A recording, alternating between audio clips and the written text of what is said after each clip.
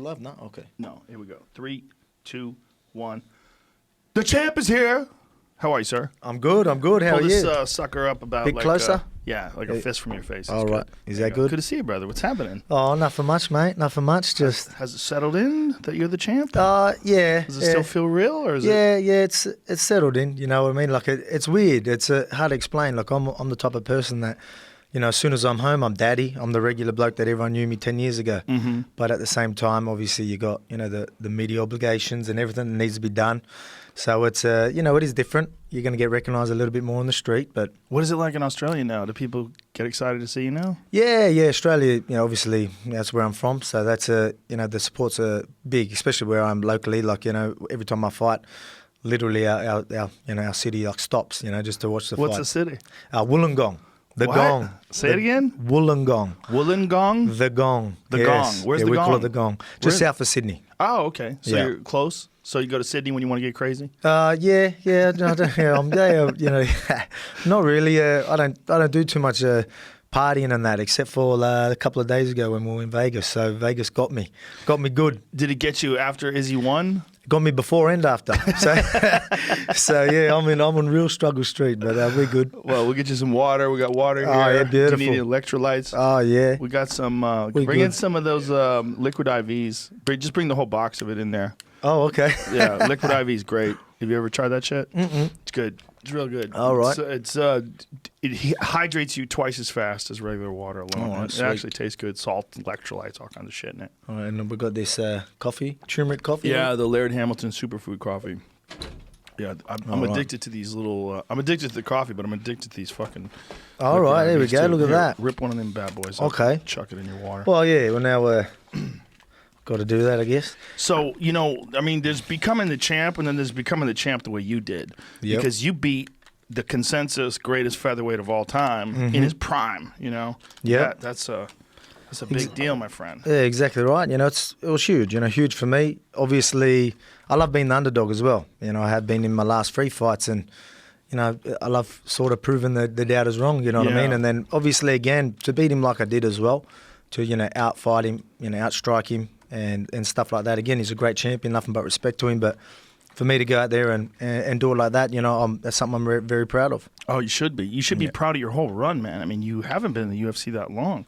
Yep. It was, you know, I mean, how many years you been in here now? Less than 2. I think it's 2 and a bit or 2 and a close bit? to 3. Oh, yeah. is it? Okay, yeah, Okay. close to 3, yeah. But It feels like, well, since the Chad Mendes fight, that's when people started really paying attention. that's where, things went quick. That's It when was. people were like, So- holy shit. Well, before that, I wasn't even ranked. Right. And that's why I wanted that fight. Oh, no, I think I was ranked 10th maybe, sorry. So that's why I wanted that fight. You know, I knew if I took him on, that'll get me straight to, 5th rank. And then that's why I wanted to call out, Aldo after that, because I knew that'll put me in a position where I could, fight for a title. Yeah. Shoot for them ranks, as I always said. What is going on at City Kickboxing? You need to tell me, man. Yeah, What- well, that's another thing that a lot of people don't realize. I'm actually based in Wollongong, Right. but I go there for my camp. Right. So I go there a lot, and man, Did you it's go to just the one in New Zealand? Or do you Yeah. guys have one in Australia? no, we go to New Zealand. So how far is that flight? About 2 hours, 2.5 Okay. hours. Yeah, but What yeah. made you decide to make that trip? Well, I've known the guys for a long time. Eugene, Izzy even, and Brad Riddell. Brad Riddell was actually, when I was in Thailand, Tiger Muay Thai. I do a bit of training out there. And he was a striking coach for a while. So I was working with him a fair bit. And, that's when they bring Eugene and Israel. And that's when I started, got to know them and stuff like that. And just ever since then, we've always, sort of got along. And now we're just, we're a part of the team. Me and Joe Lopez is my head coach. But we go there to City Kickboxing and train with the boys. Every camp we'll go there. We'll go there a couple of times each camp. So I'll do 2-3 weeks, get back to the family and train, and then go back there again for the last couple of weeks, and then I head to my fight usually. And where do you train when you're home? I train at Freestyle Fighting Gym, so that's locally where I am. That's where my first day ever in the gym was at that gym. So that's still where I am today as well. That's awesome. So Yeah, what it's cool. made you need to make a shift, though? Need a higher level of competition to train with? Well, yeah, that's always going to be a big part. Again, it's not massive right where I am. You know what I mean? We've got some people, but it's just, we're starting to get a team in that now, but that competitive sort of training partners is a big deal. And my coach has always, Joe's always been a strong believer of, training with so many different levels of, styles, everything. You know what I mean? That's a great coach. A great coach that's 100%. not worried about you going to another camp and training is a great coach. Well, exactly right. So, and it works, like no surprises come fight time because I've seen so many different body types, so many styles. I put myself in that position every time, like, you know what I mean? Like every fight camp, I am doing as many different bodies as I can. Yeah. Just so, there's no surprises come fight time. Is that your phone? Yeah, that was my phone. Sorry about that. No worries. So, when did you start training? What year did you start? I started, I've been doing it for about, not even 10 years, 9 years. So I actually started MMA training as just to keep fit while I was playing rugby league. So I was, that was when I was 214 pounds. So that's something that obviously when I'm fighting and you say 240 and it'll slowly getting up. It's that's your language. You guys have that Australian language. You Yeah. say things different. Yeah. 214 Yeah, sounds like exactly. 240. Yeah, exactly. That's what it's out. 214. Yeah, Well, that 14. makes So more that's still- sense, yeah. but still it's a ridiculous amount It's of still weight. 100%. I'm 5'6" on a good day. You know what I mean? Give me a good stretch out, do some yoga sessions. I might make 5'6", but you know what I mean. It's just I was a lot bigger, and I wanted to stay fit in between. Yeah. In between like sort of the pre-season. So that's why I went and started, and just loved it ever since. So that was about 9 years ago. So, and how old are you now? 31. Look at you there. Look at you fucking gorilla. Oh yeah, there you go. See, Look at the size of you. Yeah, Jesus man. Christ. You're 31. look so, at that head. So you were, early 20s. And no martial arts training at all before that? I wrestled. So I wrestled before I even done rugby league. I wrestled for about probably a year. I can't even remember. It was honestly, I done it for about a year, and I done pretty good. It was something that I was actually pretty good at, but. I wanted to play football with my mates, and I got over wearing the tights, wrestling and stuff like that. So, it was just something that, I ended up just playing football with my mates. So I sort of gave it up, and I was actually pretty good at it. So I won the nationals. Obviously wrestling's not as big in Australia as it is over here, but I still won the Australian Championship twice and stuff like that. But then I just gave it up and started playing football. Yeah. So that's crazy. So you won the Australian nationals twice. Yes. Wow. Yeah. So that was they'd have them every year. At just And you'd different only spots. been training for a year? You'd Was only it- done it for a year? Yeah, honestly, I remember we used to have a games night, we call it. It was at a PCY, say Police Boys Club. It's just a local club. Usually they'll have games nights, and they had wrestling there. And I just went there one time, and the trainer was just like, "Oh, you should come and do training," because I was doing all right. So I just started doing it, and then I was actually pretty good. Again, I was always I literally, come out the mother's womb like this, you know what I mean? So I've been this big Stocky. since I've been this big or this height and look this old since I was 12. So I was always versing guys twice the size of me, and you know what I mean? So I was older, much older as well, and I used to do well. So that's why a lot of people thought I was mad, when I gave that up, because I was doing so good.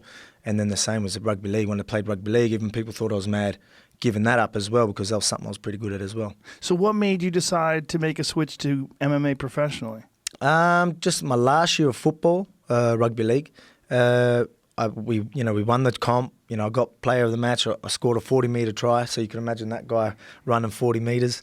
So it was just a good year to finish on. You know what I mean? I had a couple of fights as well that year. So I was training at MMA and having a couple of fights while I was playing rugby league. Oh, really? Yeah, so that was during the season? Yeah. During the season you were having fights? Yes. So you'd have a game and then you'd have a fight? Yeah, pretty much. Wow. Yeah. So it was pretty full on and still working, still concreting.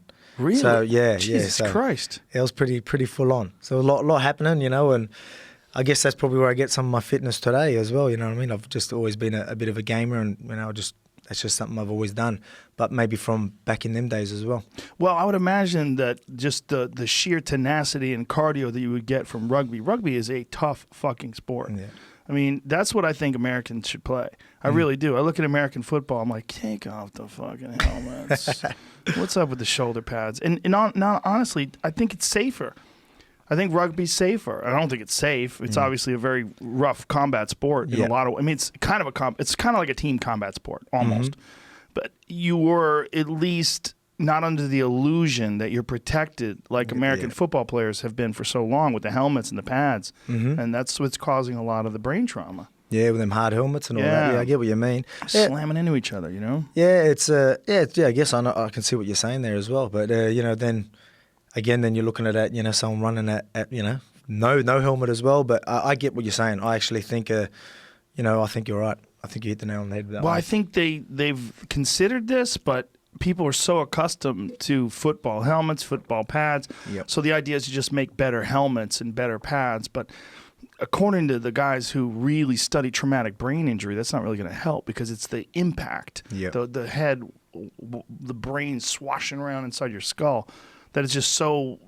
The amount of mass that you have, these guys colliding into each other, Yep. it's almost unavoidable. Yeah, it's like what they actually when you're talking boxing and that as well. And a lot of people, obviously we've got the smaller gloves, Right. but then the boxers they have more padding, but it's just so many more strikes to the head, Yes. day in day out, and they reckon that's actually can be actually worse for you. Yeah, I imagine it is. And then also there's nothing else. You're not even allowed to clinch. I mean, if you Yep. clinch, they separate you.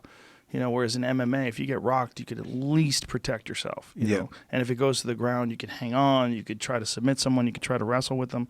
There's not a lot of options in boxing. Yeah, definitely. So you did well in rugby, and you had a couple of fights while you were playing rugby. What was it? Was it just a one-on-one aspect of it? Like, what made you decide to focus entirely on that? Man, I've always loved martial arts. Yeah, always loved it, and I love the fact that you're in there by yourself. I've always been a hard worker. Yeah, so you could play the best game of your life in say rugby league and still lose. Right. Yeah, you could do everything right.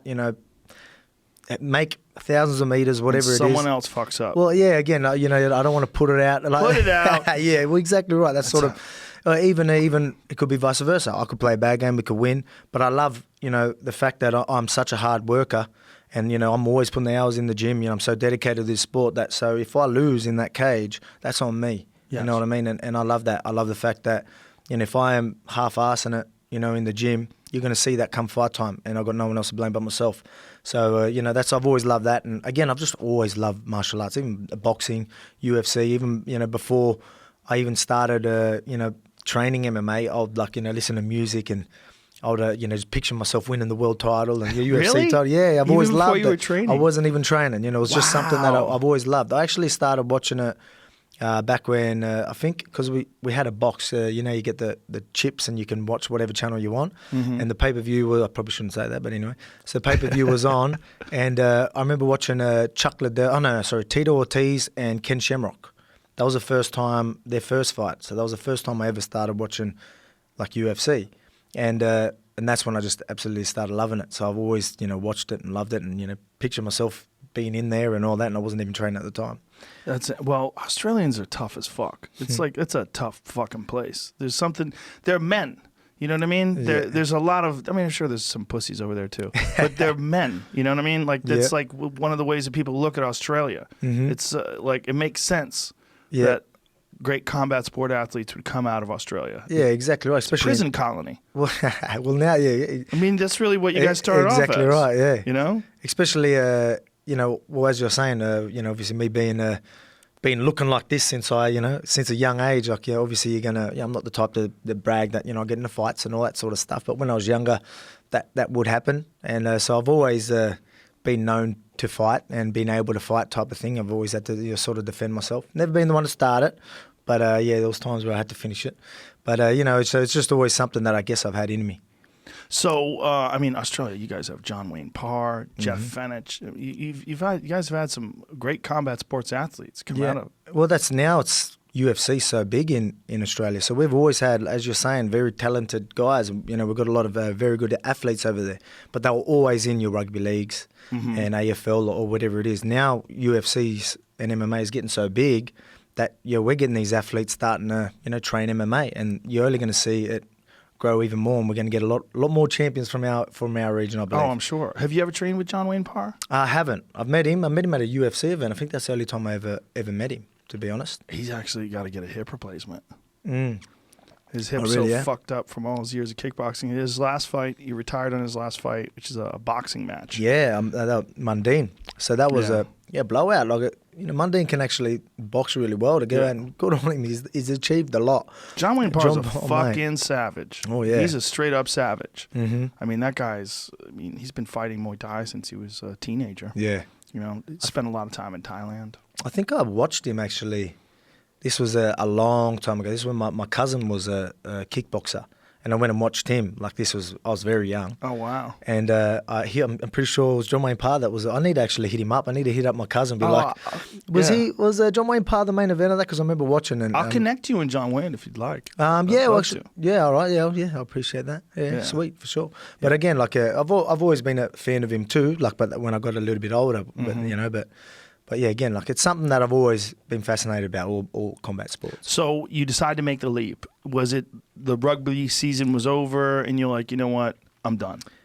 Yeah, well, while I was fighting, again, my last year, I had a couple of fights. And how many fights did you have before you quit? I think I had two fights. And that was enough? Yeah, I think so. I'm a pretty competitive type of guy. And the fact that, I wasn't at the highest level in rugby league yet. I was 22 and, at that age, usually, if you're not in, not NRL, as that's the highest, if you're not in the NRL by like 22, you pretty much you ain't getting in, like sort of like that. And that's how I was. And I'm competitive. So I was like, I don't know if I'm going to make it to the top. Even though I was pretty good, made a lot of rep sides and stuff like that. But I was just, I want to take this on. I reckon I can go the whole way. And again, like I've already pictured myself winning world titles and stuff like this. And I even told people like before I even started that I'm going to be UFC champion one time. And they're probably thinking, where are you even getting this? I'm sure a lot of people say that, but to a actually lot go of on people and have said it. Yeah, exactly. And to actually go out there and do it though, it's pretty cool. It's pretty amazing. Because I remember even having conversations with like friends and watching the UFC. Again, I wasn't even training, and I remember saying I would have sounded cocky to be honest the way it would have come out, but I'm like, I reckon I could do it. I reckon I can do it. How many fights have you had total? 20-1. 20-1. 20-1. I don't even know. Okay, 20-1, I think. When did you have your first loss? That was my third fight or fourth fight. Oh, so it was right after you decided to go pro. I mean, right after you decided to make that your life. No, it was actually because I had 2 amateur fights. Oh, okay. I know that went before when I started. So so the amateur fights were when you were doing rugby. Yeah, so I had 4 amateur fights, then went pro. So I didn't have that was against, at the time, Corey Nelson, his name, a little shout out for Corey Nelson. But he was he was a pound for pound number 1. Obviously, it was that welterweight this was, and it was very early in my career, and I should not have took that fight, but win a tournament, and I had him first, so I had the favourite straight up, and again, it was in a division I probably should never have been in, right? But I took him on, and I held my own, but things didn't go well. But that was, we always talk about, that really things really, it went a lot better for me after that because I realised that he was too strong. So I thought I have to go, down, or I have to start grappling as well. So that's when I actually started grappling after that. My coach was like, all right, you got controlled a bit too much in there. Let's just do jiu-jitsu for the next 3-4 months or whatever it is, just straight jiu-jitsu. I had a jiu-jitsu comp. And, I was just there. Again, that's when I started dieting as well. But I remember doing that jiu-jitsu comp. And I was on the podium, I ended up getting the gold. So I was on the first podium, they're on the second and third, and they're still taller than me. So these, you know what I mean? So these are the guys that, I'm so familiar. That's why now I fight at featherweight, and I really do look at these, even though they still tower over me, because I'm still short in my division, but I look at them and they're like, I'm used to footy players, big front rowers, right? Props and fighting middleweight and all these different divisions that, I look at these, featherweights, I'm just like, they're puny compared to what I'm used to, but... That does make sense, though. I mean, you fighting at 170 is crazy. I mean, that's 25 pounds heavier than what you're fighting at now. And that was at pro, and again, fighting the top guys. So I fought at Anton Zafir before that, and he was a UFC fighter as well in, welterweight. So what did you do to drop the weight down, and what do you walk around at? Now I walk around, I'm a bit heavy after because I obviously broke my hand and stuff like that. But you broke the hand in the Max fight? Yes, I did. Yeah, I broke that in the Max fight. And which round? I'm not too sure. I remember feeling it and throwing it and being like, oh, that hurt. I think from watching back the tape, I wanted to watch back and see where I noticed it. I noticed in the 5th round, that's where I think it happened, because you start seeing me, obviously on the offense, I was only using my left hand and stuff like that. Obviously, if he comes at me as well, heat of the moment, I'd throw it, so that's... Right. So I think it was early in the 5th round, I think. So you were walking around at... Yeah, I'm about 78 kilograms. So what's that? That's over 170. So what's that, 170 something, I guess? Jesus Christ. That's heavy. I'm usually around, maybe a couple kilos less than that usually, but so the weight comes off. I hold a lot of water. 165-ish? Yeah, I guess you could say that. But I took holidays. I I went hard in it. So Wow, you should celebrate, man. It's That's only it. one time in your whole life you get to be champ for the first time. yeah, exactly right. I mean, exactly right. This is your time. But again, I didn't, having the broken hand, I Right. want to train. I'm the type of, I try and be I'm a professional, so I'll do what I can. I was still doing as many things as I could, strength condition, building them legs, being able to just throw, a shitload of left hooks and jabs. So I should Yeah. have a good left hook and jab come next fight. So I got to work a lot on that. Well, that's great. Now, when you decided to diet down, you were even heavier than you are now. Mm-hmm. What did you do to get your weight down from 214 to a manageable weight where you can make featherweight? Yeah, it's obviously dieting is just absolute key. You know what I mean? Even now, like even when I train so hard, if you're not dieting well, the weight won't come off. So that's how. But starting early, again, I didn't know much. I don't know what I know now. Having dietitians and that, I was never doing that. So I just literally ate next to nothing.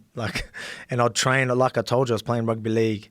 I was fighting, training, and then concrete, and when I was getting close to fights, I was eating next to nothing, and when I say nothing, Did you get sick a lot? Yeah, 100%. Staph infections all the time and all that. Like it's crucial. Like diet, obviously there's science to it all, and where now it's an absolute game changer. So I just pretty much lost my weight that way. So I used to be a little bit bigger, obviously, from eating like that as well. You lose muscle, you lose, you're probably losing strength and everything like that. Obviously, You lose health. Yeah, exactly right. So, it probably makes me make 145 a bit easier now, but because I don't have as much muscle as I did. But again, it wasn't healthy, and it put me in. Again, I had to miss out fights from bad staph infections and MRSA and all that. Oh, you got MRSA? Yeah. Jesus Christ, Yeah. MRSA scares the shit out of me. Yeah, That's terrifying. it rattles you. How long did it get you in there for? What's that, sorry? How long were you in the hospital for that? I was in the hospital the first day, but then they just had a nurse that come to your house every morning and night to give you everything, and Jesus. so it was pretty full on. And then obviously you know about when I got cellulitis after the Brazil fight with Aldo. Well, cellulitis is a form of staph. Yeah. So Yeah. that got in my leg. So I was a rattle, man. So it was crazy. Like we always talk about how MMA is such a roller coaster ride, you know what I mean? So many highs and lows, and that's a perfect example. You go over to Brazil and then beat, one of the greatest featherweights of all time, and then you get put in hospital. And I was there for like a week, with In cellulitis. Brazil? Yeah, no, that was in Chile. So I was on my Right. way home where it just absolutely rocked me, and I was struggling. I was really struggling. I really was. It was I had like 40+ degree temperatures and all 40 that. plus Celsius. Yes, yeah. Sorry, we yeah. need to And translate that to our dumb. We should all just. Why the fuck don't we just go? The rest of the world is on the cellular system. That's why I'm trying to get today. I was like even wearing the clothes. I end up dressing up. I was like, What is 40 Celsius? What is that in? Let's guess. I'm gonna say 104. Yeah, that's high. That's a high one. But yeah, so like 101, 102. Because 300. whenever my Canadian friends say, "Oh, it's 40 degrees out," I'm like, "What the fuck does that mean, man? That's cold as shit." Yeah, dead on. Was it? Yeah. Really? Oh, good very stuff. happy. There you Very happy go. with myself. Because Yeah. when between kilos and Celsius, I have no idea what I'm talking about. Yeah, well, I got to. Yeah, I'm trying to keep up with that because obviously, every Yeah, time the weight. I'm all right now. I always say 145. That's every Right. time 145 champ.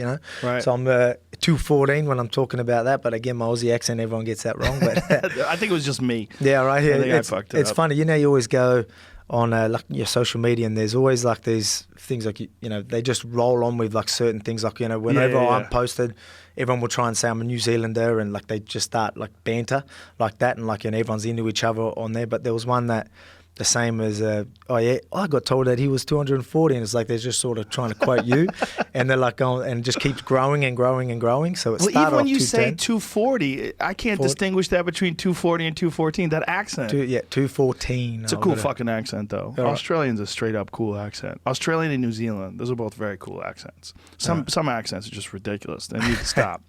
But you got a cool accent. I man. appreciate that. Thank you. New Zealand's a dope place to be too, man. I want to go visit there. Just the beauty of it all, man. So Yeah. green. I love that type of stuff. I'm all about, the landscapes and all that type of stuff. But I'm never actually every time I'm in New Zealand, I'm in Auckland, in the city there, just training. That's it. So I never right. actually get to go see the place. I did for the last event where the boys fought in Auckland. The Dan Hooker, Paul Felder fight? Yep. So I was there. Great fight. Yeah, it was. Yeah, that was unreal. What a fight. Yeah, man, that was good. Good fight, for sure. And I was there because I was I was at a wedding the night before.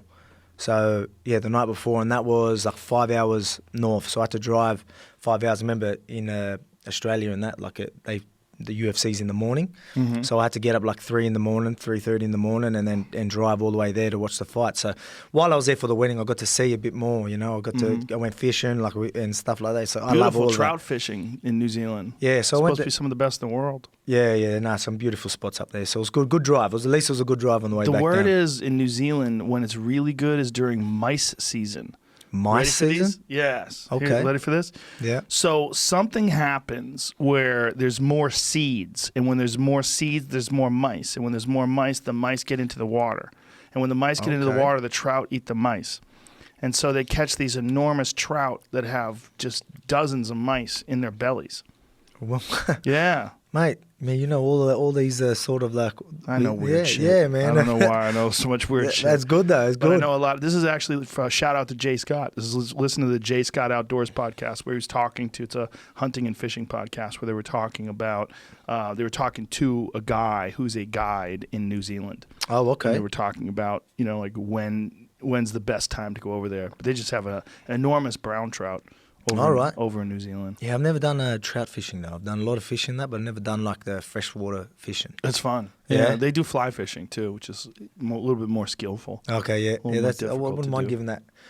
I thought I could fish. Last time I went fishing, I went there and we would try to get kings, and we had to what do you call it? Like when you King salmon? Yeah, like that. You got to reel it in and like pull it up. Man, I was jigging. Jigging. Yeah. I was useless at that. Like I thought I'm pretty coordinated, but I just couldn't do it. I couldn't get it right. I don't know what it was, but I thought I could fish. But maybe little small fish and that I'm all right with. But the big fish, I need to work on that. Well, it's a skill like anything else. I mean, fishing it's the guys who are really good at it. They're consistently good at it. It's not an accident. Yeah. Well, I do a lot more spear fishing. Do you? Yes. Yeah, so that looks fun. Yeah. That's it. Again, like as you know, like under the water, it's just a whole nother world. Yeah. You know what I mean? So it's unreal. It really is. And I love it. So I go with a mate, and he's like a professional spear fisherman, and he's an abalone diver. He does all that. So he takes me to pretty crazy places, like in the middle of the ocean, just where there's a buoy, like a, I don't know what you would call it here, just a chain, and there's like a floaty buoy, we call them,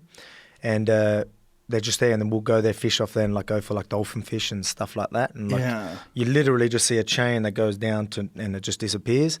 It's pretty scary when you know what I mean. You're out there, and sometimes you're on your way, and you'll see a shark on the way over there, and then you've got to jump in, and you're like far out. Yeah, I've had friends that were hunters that got into spearfishing. They say it's basically like hunting, but you're hunting underwater. You're and also the element of holding your breath. Yeah, exactly. And so there's an athletic element to it, and then the fucking predators underwater, they're way scarier than predators on land because you can't get away. Oh, There's exactly not a goddamn thing you can do. It's not our world, you know what I mean? It's not our world at all. It's unreal. So I get to watch him, like my mate Jack Lavender, a little shout out to him as well. So I get to go down there and watch. He can hold his breath for forever, like 5 minutes. He'll be down there. Like sometimes when it's murky, he'll go down and he'll just disappear. And I start getting nervous. I'm like, oh, now I feel like I'm by myself, you know what I mean? And then you'll hear a shunk, so you'll hear that mean like you hear it go, and then he'll just come up. I'm like, where is he? And I'll see him come up like 100 meters away and stuff like that. But it's unreal. It really is. It's something that I think you should. Have you? So you haven't done it? No, I haven't done it. I need to get in there. Yeah. My friend Bert just got back. We've had Valentine Thomas on the podcast before, and she does it basically professionally. Oh, okay. Yeah, she's always spearfishing, and her whole Instagram. Pull up her Instagram. Her Instagram is all like her spearfish. She was a lawyer. She was trained to be a lawyer in Montreal. Okay, and she was like, what the fuck am I doing? Like, I don't want to do this. So now, against her family's wishes, she's out there jacking tuna and shit. All right, yeah. That's cool. But yeah, her, this is... Oh, there you go. Yeah. All of her Instagram is all dedicated to her catching wild fish. Oh, far out. And she's hot. She speared that? Helps. Yeah. Looks like she did. Yeah. Man, imagine trying to pull still that got the fucking spear in it. Holy shit. Yeah. When did she get that? Far out. God damn. That's huge. Is that a swordfish or a marlin? That's a marlin, like a right? Marlin, yeah. Yeah. How does that even work, I don't know. Yeah. I mean, what How do you pull that fucker pull in? the trigger and then just lock your spear gun to the boat or something like that. I mean, that's some serious line on that thing. How do you even get close to that? I caught one marlin once. It was a small marlin, and it was like 70 pounds. And it was so hard to pull in. It was with, it's kind of a fucked up story. It was with my my oldest daughter, and she was, I want to say she was 12 at the time or 13, and she was a vegetarian because she loves animals. And I'm like, let's go catch a fish. It'll be great. You know, you'll catch a fish and you eat it, and because she had like started eating like a little bit of meat. Yep. So I take her. We catch a marlin 5 minutes into the trip. They pull it on board, beat it to death with a club. Right in front of her, she's like, oh, and it's big, right? Like the size of a dog, right? And they're beating this thing with clubs. You see the look on her poor face. She was like, oh. Well, welcome back to the... It didn't die quick either. It kept making noises. Oh, no. And it would flop around every now and then. It would like come back to life a little bit and flop around. Like, did she go back to no vegetarian after that? She eats meat. She eats meat. But it was a bit traumatic. Yeah, I could imagine. Put it lightly. Yeah. But I love fishing, man. It's just one of my favorite things to do. I love it. Yeah, well, I watch it because I get into I do a bit of hunting and stuff myself. So, I've watched Meat Eater. I've watched Meat Eater a couple of times. Yeah, that's cool. Do you hunt in Australia? Yeah. Australia's a great place to hunt. Yeah. Shout out to my friend Adam Greentree. Yeah. I watched a bit of him, That's his skull. Oh, there you go. Up there. That came from Australia. All right. Oh, wow. Yeah. Okay. Asiatic water buffalo. Yeah. Dangerous motherfuckers. Those things. They're big, far out.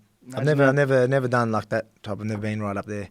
He'll take you. Don't go. Yeah. If he offers, don't do it. Yeah, I don't know, He tries to drag me out there. There's nothing but mosquitoes and mosquitoes and crocodiles. They drank water that they filtered out. It still tasted like buffalo piss. Yeah. Because the buffalo's pissing this water, and all you do is just filter it. I'm like, fuck you. Well, actually, it's funny you say that because I wanted I gave you that kangaroo hat. Yeah. Is it there? Okay. There was there we go. Cheers. Is there a right way to wear it? I think this part's on front, right? Yeah, I'd say so. I don't know, actually. Come on, how good does that look? There you go. Fits I belong over there. That's all. Fit right in. If I didn't live in North America, Australia's where I'd live. Yeah? Yeah. I love it there. I don't go there very much because the fucking flight's too long. Oh, right, yeah. We need to fix that. So,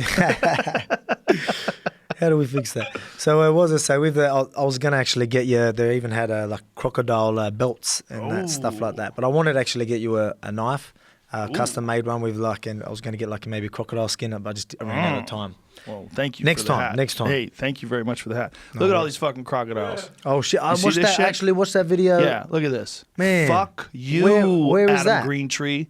This is probably in Australia. Oh, they're the Everglades. I don't know, but what? I mean, I couldn't find. No, those are crocodiles, bro. That's not alligators. If you look at their snouts, they're long and thin. Crocodiles have a long, thin snout, whereas alligators have like a blunt snout. I mean, I could be wrong, but I don't think I am. I honestly think yeah, those are crocodiles, and bro. the fact where you could be going past little ponds, or not even just a little puddle, and there'll be a big croc laying in it and stuff like that. It's this is so ridiculous. That's so ridiculous. It's scary. Yeah. Hold my beer while I go for a boat ride. So many. It's so many. I mean, that's insane. That doesn't even make sense. I don't know where that is. Maybe that's Africa. But if it's Australia, fuck you, Adam Greentree. Yeah, man. I don't think I could do that. I'll be the snakes and all that. When I was younger, I used to be pretty wild. You know what I mean? Like I'll do anything. I'm not one. Give me on a snowboard, I'll try a backflip off a cliff and cliff jumping and all. I'll do it all. Like I was silly. But now that obviously I can't afford to get injured and having kids that are really does throw you off doing some of that sort of stuff. So now I'll be way too scared up there. I wouldn't be able to do it. You shouldn't. We need you. You're very important. You're very important. So your position now, where you are the UFC champion, what is next? Is it a rematch with Max Holloway? Look, right now we don't really have anything locked in. Obviously, I think they were waiting for clearances and stuff like that. But is the hand clear now? Yeah. So I've been. How many months ago was the fight now? When was that? It was December 15th. So a few months. So it's I just had my first wrestling sessions and grappling sessions. It held up well. So I told my doc that, and he's happy to. They're more than happy for the June. Obviously, there's a Perth card in June, and so that's something that Do you have a pin in there or anything? I've got a couple of screws. Yeah, so I've got a couple of screws in there, but And done a bit of ligament damage as well. We don't know if that was before the fight or during the fight. But, again, I'm back into training and it doesn't take me long to get fit. And I try to do, again, I'm professional. I try to keep training. But nothing's locked in. We haven't even really had that conversation yet. But everything's pointing to, Perth and even Max being the rematch. That's what Dana White keeps bringing up. But we haven't had that conversation. I think for the division and for me, I think that probably is still the biggest fight. It's a big fight. Yeah, you got what I mean? It's a big fight, and there's nothing else that makes sense in the horizon. That's the thing. You know what I mean? We've got so many. Ortega is going to fight Korean Zombie, and I don't know what the fuck happened this weekend. Were you there when he smacked Jay Park? I just missed that. So I knew that could have happened because when Korean Zombie done the interview, like where they had the translator, where all that sort of happened, I was like watching it, so I knew what happened. And Ortega said that he was going to slap him. Like he actually said this. He was going, "I'm going to slap you when I see you," or something like that. Why was he saying that? Because Jay Park was translating for Korean Zombie, and supposedly he said things that insulted Ortega, and Ortega didn't like it. So he said he was going to. But did he say things, or did he translate the things? That's where a lot of people are saying. But I think. He didn't translate fully, and then he just sort of had his opinion as well. Maybe. So I think, Jay Park might have just said that he was ducking Zombie when he got injured, how, they were meant to fight. Mm-hmm. And that happened. So I think he said that himself, as in, I don't know, it was weird. So I was away, though. So I wasn't away. I was backstage with Izzy, So we go out there and watch the boys, and then we all huddle up and do our thing. And then I went back, and then it just happened. So it was Joe, my coach, ends up telling me, he's like going, there was a fight just there, and he didn't really know who it was, but and then I got told by a couple of people, and then I'm like, oh man, I bet you it was that Jay Park, because I didn't know he was there. You can't do that. Yeah, I know. You can't smack. He's a tiny little guy too. You can't smack that guy, even if you want to. I mean, if you want to point at him and get in his face and make him nervous, that's fine. Yeah, exactly. But you're a goddamn professional killer. Yeah, exactly right. I mean, Brian Ortega's a killer. Can't be smacking some guy who's a rapper. Yeah, that's it. If he wanted to get that fight again, I think it worked because the Zombies. Well, he was getting that fight again anyway, wasn't he? Wasn't it scheduled? I don't know if that was. Because it was scheduled and then it didn't happen. Ortega's gone through a series of pretty significant injuries. They just keep happening to him. I heard him and Zabit as well. I don't know if that's happened, so I don't know. But that is what I heard. That's right. You're right. It was Calvin Cater, Jeremy Stevens, and Zabit and Ortega. Right? Okay, those are the things that I'd heard. But after Chan Sung Jung knocked out Frankie Edgar, who knows? I mean, maybe they would make that fight now. But I don't want to reward people for smacking people. You know what I mean? I mean, they shouldn't make a fight just because he smacked Jay Park. Yeah, I'm hearing you.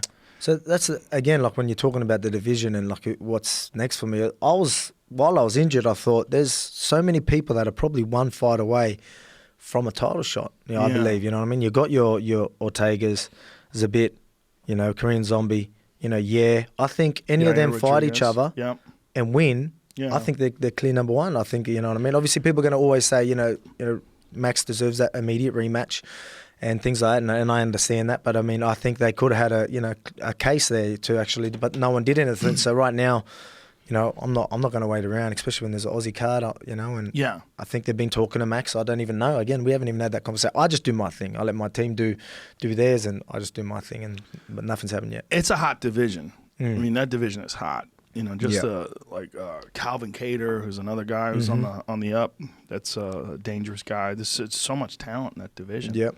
It's an amazing division, really. Yeah. 145 is one of the, if you look at stacked divisions, one of the most stacked divisions in the sport. Yeah, I think so. I think so for sure.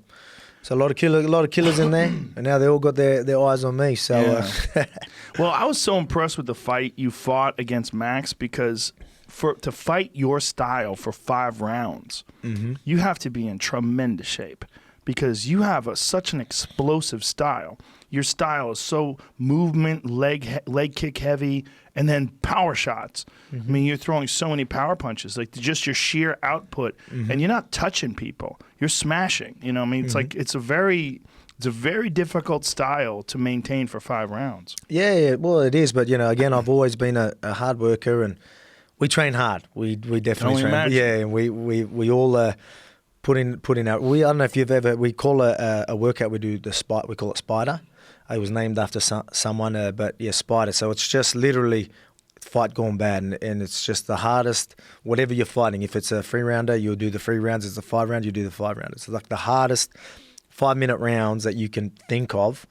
And like they just put you versus everyone. Like the atmosphere is absolutely crazy. And like if you just seen the workout, you'll be like, wow, you know, that explains why he's fit. You know what I mean? It's crazy. It really is. So we put the hard yards in, and you know, obviously to have a style like that, like you said, you know, you got to put the work in. But again, as you're saying, like, you know, obviously they're not just touching. Like there's a lot of big shots, but you know, I always try and break the rhythm. So a lot of times I am, you know, there will be a couple of touch and then couple sending right through, and I just try and mix it up really well. And I think that worked really well with Max. Obviously it gets real deep, but I won't get there might be a rematch, so I can't give too much away. You know what I mean? Well, you could give away this. What was the game plan coming into that fight? And was anything unusual for you? Like when you actually wound up fighting Max, was there anything, once you were actually in the octagon with him, was there anything unusual? Not like everything pretty much went to how we thought it was going to go. So that he made adjustments during that fight. We both were adjusting. So, you know, I don't know if many people would have seen it, but even when it come to just the way, like, you know, I'd go and then he'll try and counter, and then he would be like, pretend to counter, then pull back, then counter, you know what I mean? We're sort of just having these little battles. But always leg kicks were going to be a big part, not just to hurt his leg, but just to really break his rhythm and, you know, and make him, you know, obviously he loves that jab. And he stays pretty heavy on that front leg. Yes. And whether that's, you know, making him adjust, you know, his stance and just putting him in a position that he's not comfortable. And he's been fighting forever in this style, and it's been so effective for him. So, you know, him even being a couple of inches back, you know, so he's not so heavy on that front leg, that just throws his whole rhythm up. You know what I mean? And that's why a lot of people, it's funny, a lot of people are going to go, oh, he's going to make adjustments and he's going to check the kicks and all that. But you got to remember, he's a volume fighter. If he starts adjusting so much, you know what I mean, starts worrying about all that, then he can't stick to a game that's been so successful for himself. So I don't know. I'm expecting the same thing. I'm expecting to go out there and do my thing. But again, we'll mix it up, but I can't give too much away. Right. You saw some adjustments where he switched to southpaw. Did you guys anticipate that as well? Yeah. We anticipated that. Yeah. So that was again, like you're gonna hit, you know, smack the leg that many times. I'm sure, you know. Yeah. But again, it's just, even though, you know, he does switch stances a lot, so we were ready for that. But I mean, for him to actually do the whole round in southpaw, I think that was a 3rd round or later in the 2nd, he sort of switched. But in the 3rd, he was like southpaw for a while, and that's when, you know, that was probably my biggest round. That's where he copped a lot. So then he tried to come back to orthodox. But, you know, I'm so good at playing what's in front of me. So he did make adjustments, and I adjusted again. And it's just, again, I think that goes back to training with so many different bodies and styles, and you know what I mean? No surprises come fight time. That's how I look at it. Yeah, I mean, you guys have a crazy team. You really stop and think about it. You know, Dan Hooker, Israel Adesanya, and you just alone. And I'm sure you guys got a bunch of killers coming up, right? Man, I'm telling you, there's some guys you go there and you train, and there's guys that do it as a hobby. They just train there as a hobby, and they could be in the UFC. I'm sure. It's a blowout. Like, you there's know, always guys like that. Yeah, there's always those exactly guys right. in gyms, you know, like in jiu-jitsu, there's always a guy like, why aren't you competing? Yeah. You know, like you roll with them and they're like elite black belts.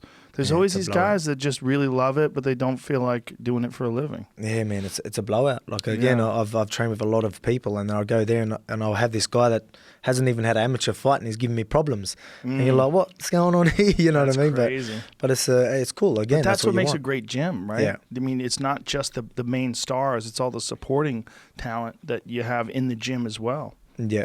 Yeah, well, that's, again, you know, no one's even in our gym, you know, we've got a couple of guys, even amateurs that fight, you know, we're all treated the same, you know what I mean? When it's fight time, if they're doing that spider workout, everyone's here, you know, even when you're at City Kickboxing or at our gym, like, you know, the champions will still be there supporting the other guys that are doing their spider, you know what I mean? So it's just one big family sort of feel, and like, again, we're obviously a freestyle fighting gym, but we've been welcomed as a part of the family, and I think that's a big part of, you know, why they're so successful as well. Just that sort of team camaraderie, you know what I mean? It's just, for sure, yeah. Yeah, man. When you see it when one of you guys fights, everyone's there to support. It's a big factor. Yeah, definitely. So again, you know, I mean, I just think it, you know, obviously it's working well. We're doing good things, and I think they're City Kickboxing 4-0 at the moment, and we'll just keep getting them wins up. What did you think about Adesanya versus Yoel Romero? Yeah, it's a tricky one, you know what I mean? So obviously a lot of people are, you know, are knocking it, and obviously it wasn't the most wasn't so many exchanges and stuff like. But I guess you got to look at it, why that happened, and I think Yoel, obviously was just standing there waiting for Izzy to come in. Every time, Izzy did commit to something, he just come out. Like, he literally was going to wait till you come in and I'm just going to throw bombs. Mm-hmm. Obviously, Izzy knows that. So he's trying to touch him, trying to get him to react and, waiting for him to explode and things that just didn't happen. So it's just a tricky one, man. That's why a lot of people are going to say whatever, but you're never in there. You don't really know what it feels like till you're actually in there. And someone like Romero, he can take your head off like that, you know what I mean? So yeah, I didn't like the criticism of it. There's not much else Adesanya could have done. And Yoel, I guess he's selling that Izzy didn't do anything, that he wouldn't fight him man to man, but that's not true. Yeah, because he didn't come forward. Yeah. Like, he's selling as if he was chasing Izzy and Izzy wasn't doing anything, but that's not what happened. Izzy was trying to get him to engage and he didn't want to engage. He was literally standing there at the beginning of the fight, standing still, which is kind of crazy. What was that? That was like a solid minute or something or more? Standing still. And then he would switch stances a little bit. Choop, choop. Yep. Stand still. Choop, choop. Couple little... But he's lulling you to sleep. And you saw that when he did land a couple good left hands. Yep. When Izzy did try to connect. When he did try to get close. He bought into it a little bit. And Yoel threw that fucking left hand.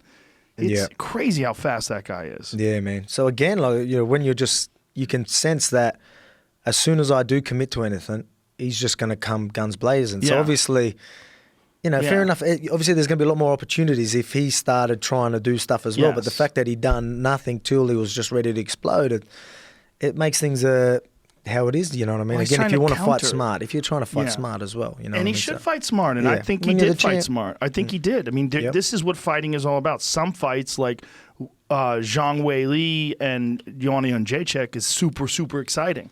But that's styles. Those styles matched up. Yep. I mean, not every fight is super exciting. Robert Whittaker fought Yoel in a very exciting way, but, I mean, that's a bad way to fight with that guy. Yeah. Yoel's a fucking beast, man. Even just hitting him, I reckon Izzy throwing the leg kicks. No, obviously that would have been hurting Romero, but it's probably hurting yourself kicking him, you know what I mean? He's just solid rock. He's a solid You dude. could imagine throwing stuff and hitting just a brick. Well, that's what Rockhold said. He said every time he hit him, it hurt him. Well, there you go. I mean, it's just...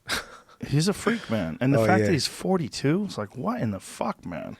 Crazy. Yeah. Absolutely crazy. I really felt like that was how Izzy had to fight him. I really didn't think that he could fight him any other way. I mean, I expected that. Use his length, use his reach, use his attributes, stay on the outside, he's a higher level kickboxer. Use that, and try to lure him into, attacking and counter those attacks.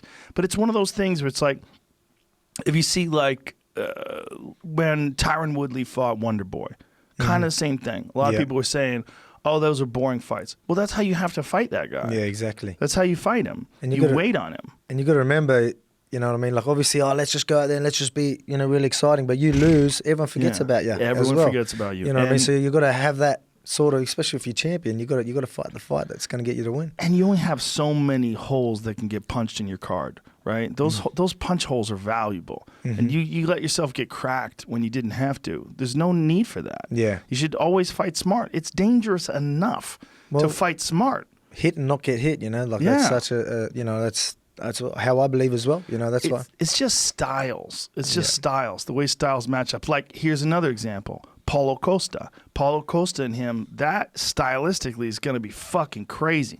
Because that guy fought Romero the way Romero wanted someone to fight him, and he still fucked him up. Yeah. Didn't fuck him up. I shouldn't say that. He still won. And even whether or not he won was, close. Yeah. It was close, very close fight. Yeah, it was. Some people saw it the other way.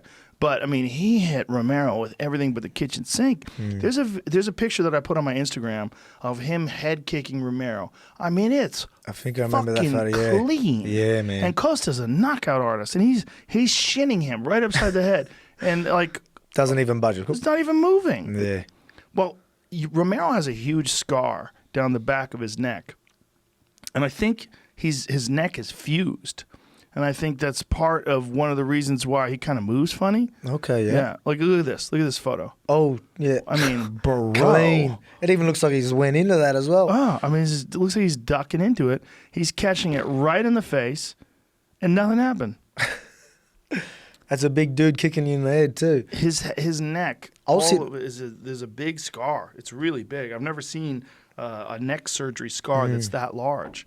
And it's he said he almost died. You know, he said he had some sort of serious neck injury. And, you know, I mean, when you're a silver medalist in the Olympics in the Cuban national team, the fucking wrestling practices those guys must have, and the wrestling actual matches that he's had, I'm sure the wear and tear on the body's unbelievable. Oh, 100%. But I reckon it's wrestling's got to be one of the hardest sports. It's one of the hardest. Man, by far. Like, you know, you're obviously doing MMA, you got to do a lot of wrestling, and just seeing them scramble, like there's nothing like a scramble, and just see the scrambles they have to train for. Yes. Like imagine the training you got to do to be able to just do a 2-minute scramble or something like that. It's just, man, it's crazy. Yeah, and the test of wills. I mean, and they relish in being uncomfortable. You know, in a lot of ways. Well, exactly right. They enjoy it. They like being really fucked up and uncomfortable. Well, that's a big part of how, you know, you've got to be comfortable when things get uncomfortable. You know, could have worded that better, but that's something that I'm all about. You know, I put myself in uncomfortable positions in the gym, you know, day in, day out, or, you know, obviously you're going to have structure to how you train in a week, but I put myself there, and then, you know, how do you adapt to that? How do you sort of go from there? So that's what, again, with that spider workout, that's what you're meant to do. You are going to go to breaking point. Right. Like we put you there, and I'll be in that position, but are you going to shy away from it, or you're just going to get up and just do whatever you can? Yeah, it might not be the best because you literally can't move, but it's how do you adapt to that sort of situation of being in such an uncomfortable position. So, you know, if it gets there, that, you know, you're always going to be able to at least push yourself, at least get you to that, whatever you need to do to win. That's where a great team and a great coach comes in handy. That's where it really comes into play, because a fighter, you know, especially some fighters, they want to be the hammer all the time. They don't want to be the nail. Yep. They want to be dominating in practice. They don't want to feel like, you know, they're getting smothered and swarmed, and they don't want to fuck with their confidence. But you have to trust in that process. You have to. And there's many fighters who don't. They train with guys who are not as good as them, and everything goes great until it doesn't go great. Yep. And then they're not used to that position. Exactly right. So I think I've always done that. I've always been, even from the first day of doing MMA, you know what I mean? I'm the type of person, when you're always doing that, when you're always like putting yourself in uncomfortable positions, and then, you know, you always got to figure ways out. Yeah. So if I'm versing heavyweights, because that's the type of guy, I'll train with heavyweights, and you'll be losing, but, you know, you can just sit there and accept that, or I'm going to find a way to get up. And you're constantly doing that over the 10 years you're training. You know, that's where a lot of people are like, you know, how are you so fit and all that sort of stuff. I think it's just through so many years of putting myself in uncomfortable positions that when training does get tough, I'm still going to go. I'm still going to push myself, you know what I mean? I'm not going to shy away from it, and it'll make me, you know, who I am today. Yeah, I mean, I just think there's such a value in being able to deal with uncomfortable positions. Yeah. And that's, I mean, there's a lot of really talented, really, really good guys who don't do that. But I think if the shit gets ugly, you're used to it. Well, you see it. You see it in a lot of fights where people obviously get uncomfortable and they just, it goes downhill for them. Yeah. You see people mentally break. Yeah. Yeah. It's such a crazy sport, man. Yeah, definitely is a crazy sport. Do you have a mental coach? I don't. I actually don't have a mental coach. I think it's something that I could definitely invest in and look into, because, again, this is, as they say, you know, there's so much mental in this, and it really is physically and mentally draining. So it's but I think I'm really good in them situations, to be quite honest. You know what I mean? Like, but obviously I can be better. Right. But, like, I don't get like nervous before fights at all. Really? I get more nervous when my teammates are fighting and all that. I'll get nervous. But when I'm fighting, I'm me. I really am. I'm sweet. I'm having a laugh. I'm, you know, with the coaches and the boys, and, you know, we even have like people that work with the UFC and be like, with my Max fight, and they're like, "You realise you're about to fight for a world title?" I'm like, yeah, all good. Like, you know what I mean? That's just how I am. I'm pretty chill in them positions. It was an actual funny story. Oh, not really funny, but it was cool. It was something that he actually mentioned. It was Bisping. So I ended up doing had a chat with him, and I had pink headphones. So that's like I had to wear them like when I done like an interview with him. And so while I was there waiting to walk out, he needed to go to the toilet in between, you know, a break in between the fights. And he stopped, and he was like, oh, like felt a bit awkward because he's thinking, oh, I'm ruining this guy's mojo. He's about to, you know, walk out. And I'm like, oh, you're all good, go to the toilet. And he starts going, and they're still trying to stay out of my way. I'm like, oh, pink headphones. I'm just having a little laugh. And he just had a laugh back. And I remember on his podcast, he was talking about how, like just the fact that I was able to be so chill I'm about to walk out for my title fight. And that's just who I am. Like, I just adapt to every situation. I feel like I'm pretty good in these situations. That's why I don't know if I need one, but I think I should still invest in one. It's probably a good idea just to have one, just to take it to another level. Exactly right. You know what I mean? Exactly right. I think you can, because I feel like I can do all right, but maybe there's so many things that we don't know, and I think that could help a lot, So I'll look into that. Look into it. I'll look into it. Were you like that? Look at his shirt. I looked into it. Oh, look at that. Yes, yeah. I did that on purpose. Were you like that in your first couple of fights? Nah, I wouldn't say I was I think it, again, when I was fighting, I'll always try and keep myself level. I'm always doing that, no matter whether I'm going into interviews or whatever it is. Say if I'm about a fight, I'm just like, relax. Don't let it don't let it take over you. The nerves or whatever it is, or the anger or what some people get hyped up. I don't want to I want to be level-headed. I've got a game plan to stick to, so I've always done that. And because I've always done that in my fights and in all situations, I really am level when I fight. So sometimes it was hard for me to realize I won a world title because I'm so used to keeping myself so composed that it was like it didn't happen. I won the world title. I was there's a video of me backstage, and I'm looking at the bell. I'm far out, it's you know what I mean. I'm going. I even say something like that. I'm going, you're the fucking champ. Wake up. You know what I mean. It's Be crazy. excited. Yeah, exactly. I'm just here and they're still walking around just nothing happened. That's probably a good way to be. It is. It does help me in my fights. It really does. And that's how you can stick to a game plan when you're so composed and level-headed in there. So I believe it works. It works for me. But again, I wish I could be more excited about being a champ, though. Maybe it's not a bad thing. I mean, maybe it's great to keep this mindset throughout your entire career. Yeah, sure. Maybe when you retire, you can go, holy fuck, what did I do? Yeah. like the Vegas trip, that's what it was. I was like, what the hell did I do the last couple of days? That's a little different. Yeah. So you say you hunt. Do you, is it wild game? Is that a part of your diet? Is that a big part of your diet? Yeah. Obviously, I like to eat that. I love all that type of stuff. And I've done it from a young age, with my dad. So we used to, even go hunting for goat and pigs and stuff like that. And, we'll even get the spit going while we're over there. We have to turn it with our hands because we didn't, full, all taken. Yeah. So, man, I don't, to be honest, when I'm in camp, I can't get out there and stuff like that. But I'm all for it. I love it. That's why I watch a lot of you and I always see you with your gaming meats and all that. And I love that. I love that type of stuff. Oh, it's my favorite food. I love it. What's your favorite meat? Elk. Yeah. Is that I've never got to taste any of them. I wish you were around. I'd give you some. I mean, if you were in town, I'd give you some if you could cook it. Well, sometimes we go when I fight in America. There's a lot of places that will have this type of stuff, but I'm always in fight camp. You know what's hilarious? Fight week. If you get it, if you're an American, you get it at a restaurant. It comes from New Zealand. Oh, really? Yeah. Isn't that nuts? That's crazy. Yeah, because they farm it. They farm it. You can't sell wild game in America. You can't sell it. Yeah, that's one of the reasons why it almost went extinct. Elk, deer, all these animals almost went extinct at the turn of the century, the 20th century, because they did what's called market hunting when there was no refrigerators back then. They just shot everything and just served it to people.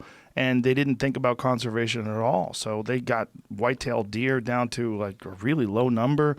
Elk were down to a really, they extirpated it from many, many states where it used to be a game animal in many, many states. It's not. It's not there anymore. Far out. I think it's something crazy it's only in 10 to 20% of its native range where it used to be. Elk. But it's they're very healthy populations in those states now. Colorado's very healthy. Montana, Wyoming, Idaho, Utah is where I go every year. It's a delicious meat though. Yeah, that's someone Idaho. That Boise's in Idaho, isn't it? Yeah. Yeah, because I fought there and I wanted to go and explore, because I knew there was a lot of big hunting over there. So I was I wanted to at least go for a drive and see if I could see any deer or elk or whatever it was, but I didn't get a chance to do that. Idaho's got grizzlies. Oh, grizzlies? Big. Oh, I'll stay in the car if I was going to do that. Big bears. Yeah. Idaho's got bears. I have friends that hunt in Idaho and they get real nervous when they shoot something. Oh, okay. Because they have wolves too. wolves and grizzlies. Oh, like, think of that. Yeah, if you shoot, and Wyoming does as well, if you shoot an elk, and so does Montana, but if you shoot an elk in any of those states that have grizzlies, it's very dangerous because usually it takes a couple trips to pack it out.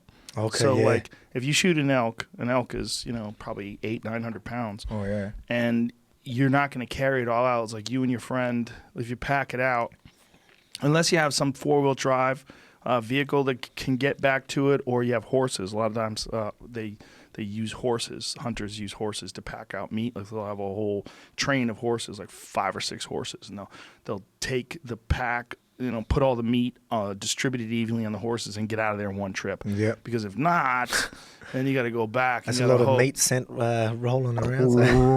You got to hope that motherfucker doesn't smell it. Because if they smell it, they claim it. I have a buddy of mine who killed an elk, and they came back to the carcass, and it was buried. Oh, really? Fucking that happened to Adam Greentree. That had him happen. Didn't he save that on his? I think he saved it on his Instagram page. He shot an elk. I want to say it was buried. Yes, a grizzly came and buried it. So that's what they do. They dig a hole and they bury it. They decide it's theirs. Oh, shit. Well, for them, digging a hole ain't shit. Yeah, okay. It's like us crumpling up a piece of paper. They just covered this fucking elk carcass. Here it is. All right. Where was he at? Does it say? Give me some volume on this. Yeah. Oh, it's a moose. Oh, this is Alaska. Okay. So, Yeah. it's a blowout, man. Yeah. Refresh this so we can hear all the words. Is it a good idea to go back there now that you know No, it's been buried? it's a terrible idea. You buried the whole moose. Far out. The whole moose is buried. Is that your moose under there? Yeah, that's my moose under there. Yeah. Mate, I'll be shitting myself right now. All the meat. Okay. I don't like this. You hear the other guy? I don't like this. See, the other problem is that grass. Look at the grass. That grass is like 5 feet high. You can't even see the motherfucker if it's coming. Yeah. That's what's scary. That thing could have been 30 yards away, just watching them walk up on the shit. It's a pretty shitty position Yeah, we're in right so now. he got most of the meat out of there, but the bear had taken some of it. But they had to dig it up, and Far out. yeah. Mate, that's scary. Oh, so You know, scary. I mean, at least, even crocodiles, at least you sort of, know to sort of stay away from the water or something Exactly. there. Yeah. Well, that's the problem is it had decided that moose was his, Yep. you know? And they're all over it. Yeah, they're all over. It's a big fucking animal, man. Is that another video? Is it two videos? What's the set? Them trying to get it out of there? Mate, I would have already been gone. We just Take the antlers, just go. Oh, you want that meat, though. Your Yeah. party's like, my fuck. whole moose under here, all the cut up meat that we've got.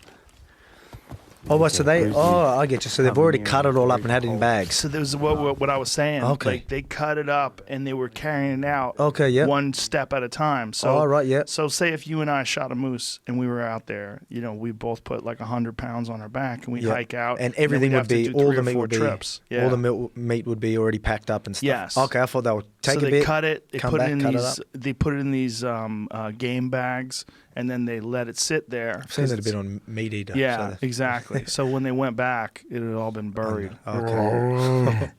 Oh, mate, it's a scary situation to be in. Yeah. Mate, like, obviously we got a lot of snakes and all that, so that's why a lot of people like going, fuck Australia, you go there.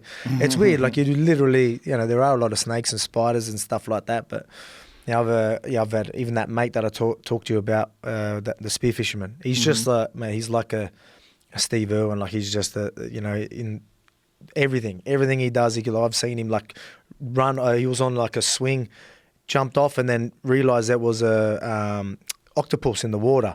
Just goes there, jumps in, dives in somehow. Just don't even know how you catch it. Goes in, boom, pulls this big octopus out, and just situations like that, man. I've seen him even other times we're walking. You see a lizard jump in the water. He's just dived in, like his head and arm goes in, boom, pulls out this big lizard. There's just crazy things He just like is that. connected to the wildlife. So then, obviously with snakes and all that sort of stuff, and he's catching the snakes. And Octopus will fuck you up too, man. They have that beak. They scare me, man. Yeah, they should. scare me. Yeah. Well, they even just them sticking to you. I feel like. Plus, they're smart as shit. Yeah. They're real smart. man. I've seen some mad videos of them. But like, they only live like a couple of years.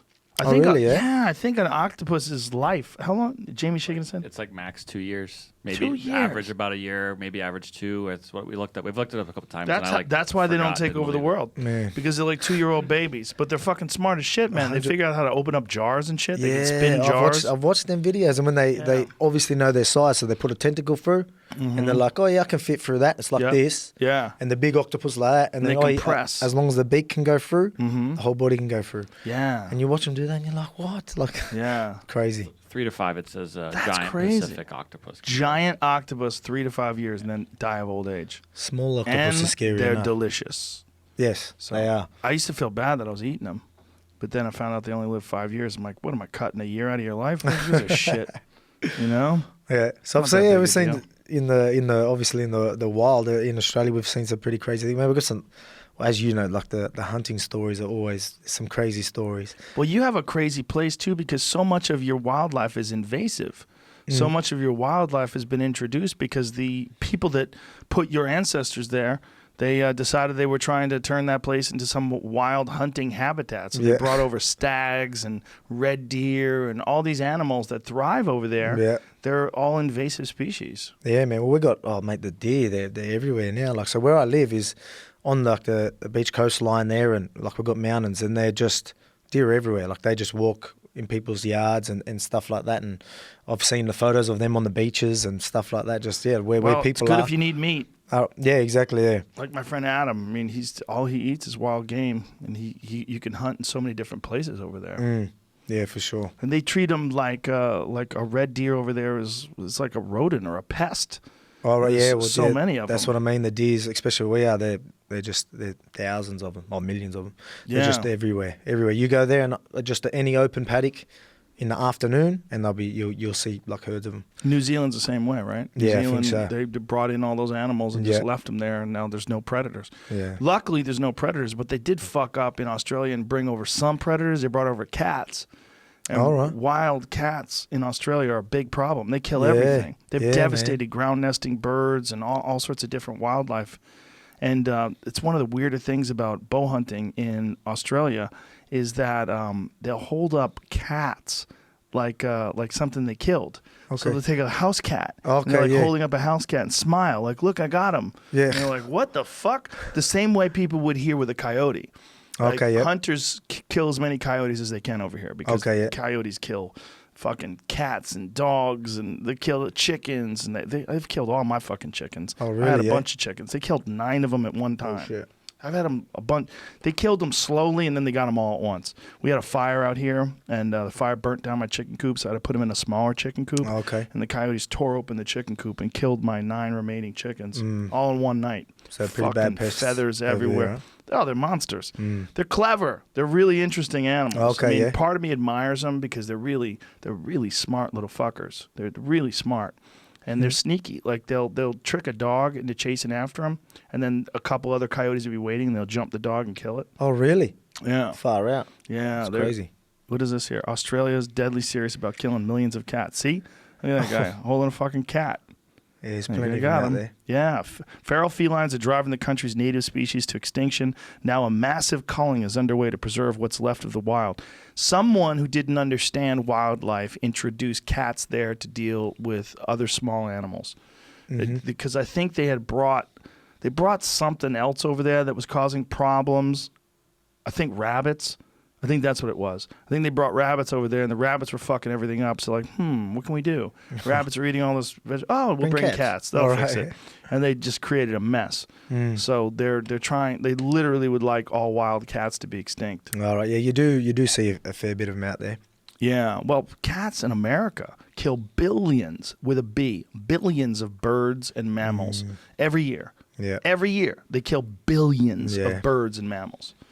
That's why I know a lot of the farmers and that they obviously can't, even my mate, like he just, they kill so many native birds and all that sort of stuff, and that's why he's not a big fan of them. But yeah, it's just again, like it's bloody, they're crazy. Some of them get big as well. I've seen photos of, like they look like a house cat, but then they're just like Huge. Yeah, they're holding them like this and they're almost touching the ground. You're like, what? Yeah, That's a blowout. well, eating they- good. And I've seen some ones that were black, so they look like a panther or something. Like, well, that's a panther. I was like, no, it's just a cat. It's all far out. 28-pound house It cat. says the number fluctuates from between 2 to 6 million depending on the weather.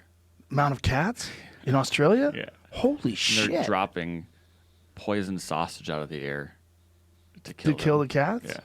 Oh, well, that's going to fuck everything else up because other things going to eat the poison sausage. Yeah. What in the hell, man? Why don't they ever figure that out? You can't just do that. Yeah, it said they had estimated over 200,000 cats were killed in the first 12 months after the plan was announced. Dropping lethal sausages from the sky is only part of the country's efforts to eradicate the feral cats. Yeah, they some places they have a bounty on them. Like if you shoot cats, they'll give you money. Oh, really? Yeah. Yeah, Oh, they have far that out. with wolves in some places too. If you shoot wolves, they'll give you money because the wolves they're fucking up so much wildlife and. Mate, they would get pretty, like you said, with the coyotes and all that. Like even just and then the bears and all that sort of stuff. Hunting's some scary stuff. It can get real. Yeah. Because you're out there, you're putting yourself in the food chain. Yeah. You Well, like know? I said, ours is obviously we've got a lot of poisonous things and little things that'll get you, but then Yeah. over here, it just seems like everything's big that'll just fuck you up. Well, Australia's crazy too because most people live on the outside. And Yep. then the inside's just madness. Yep. You know? Oh, mate, they're a bit different as well. I don't know if what's it like here, but when you go out west and all that, and they're just bred a bit different. So we'll go out there, and even just driving on the roads, and we'll sit there and we'll wave at someone, and the Westies, they'll just be like, they just lift the finger up as in that's their hello. They're just bred so much different over there. It's crazy. Oh, the people in the bush? Yeah. Yeah, they're That's what we call spooky Westies. folks. Sorry, that guy, the Westies. So. They're spooky folks that live out in those weird places. What do you got, Jamie? You know, we talk about that. I think you just said it too. The number of birds that they kill is like up. At least in America, it says it's estimated 1.3 to 4 billion birds a year. Yeah. They add mammals to that number, which includes like reptiles and other things. 6.3 to 22.3 billion mammals are killed every year by cats in the United States. What the fuck? That's so many. That's way more than people have been alive ever. More than all the people ever. Crazy. Every year, these little fucks. Far Plus, out. they're cute. You little purr. You pet them, they purr. Yeah. Hello, little buddy. They're little murderers. It's amazing. Yeah, I'll just pull it up. Stats, eh? That's a crazy stat. Comparing stats. in Australia, and then it said just by the Oh way, my in the United God. States, it's even more. Look at that. Man. Wow. In addition to mammals, cats kill an estimated 377 million birds and 649 million reptiles every year in Australia. That's fucking nuts. Far out. Yeah. a And blowout. some asshole brought them over there not that long ago. I think they brought them over in the 1800s. Yeah, I've heard like a couple of different cases where they bring people in and Is that then what it says? Yeah. Some and then fuck. just went backwards for them. Yeah, you can't just bring things places. You can't just do Yeah. that, you know? Was that- Especially predators. Or the cane toads. So they got introduced for, I know you might have to get this one, but they bring them in and now they're just a complete like pests, like they're like up. Those and are then big fuckers, Yeah, aren't they? yeah, they're big. What they bring them here for? Probably for some other stupid I reason. can't remember. Yeah, I can't remember Get what rid it of was. the They bring- flies. and Too many now, mosquitoes. Close beetles in the sugar fields. Yeah, there you go. Too many Yeah. beetles. What do you want to do? Yeah, you bring them, and now they're like a massive problem. You know what I mean? So 1935, these dipshits. They're brought to Australia from Hawaii with the intention of controlling the cane beetle in the sugarcane fields in North Queensland. Cane beetles live on the high upper stalks of the cane plant. Cane toads can't jump up that far, so they barely had any impact. These fucking idiots. They didn't know jack shit in 1935. They couldn't Wikipedia shit, right? Some idiot is like, you got to justify your job. Toads. We're going to bring toads. Okay. Have we talked about the 4 Pest campaign that happened? Whoa, look at the size of that prick. Look at the one in the middle. Click on that one in the middle. The middle picture. oh shit, Looks yeah, like that's a there's a lot going person. on I didn't there. realize that was a person. Look at that. Look at those fucks. Yeah, man. Jesus Christ. Well, they started off. They were up north in like Queensland, and then they're all in New South Wales, and they're just expanding. It's just like going to take over Australia soon. I don't even know. Actually, this is the stats that I knew about like 8 years ago. So it's probably quadrupled by now, or like they probably have covered all of Australia. I don't even know. What do they use to kill the cane toads? They're going to bring in birds? Oh, yeah, What well- kills? Have we talked about the 4 Pest campaign? That's like not ancient, but like it's a historical event that happened that led to like the death of 35 million people in China. No. Yeah, they had a sparrow problem, or swallows, whichever, with small bird. Mm-hmm. So they were an annoyance if they allowed people to kill them, or like bang pots and pans to get rid of them. That worked to get rid of them, but then all of the bugs then ate all of the rice fields. That led to a famine that led to 25 to 35 million people dying. Oh, jeez. 20 years later, yeah. So it would have been better off with the birds. Yeah, When- and when- so it's like it's a historical event that people need to keep in mind when these things happen, that there's a very sensitive ecosystem. Yeah. Was that in 1935 as well? When was that? It actually was the same time period, I Seems think. like a bad year. Nobody learned.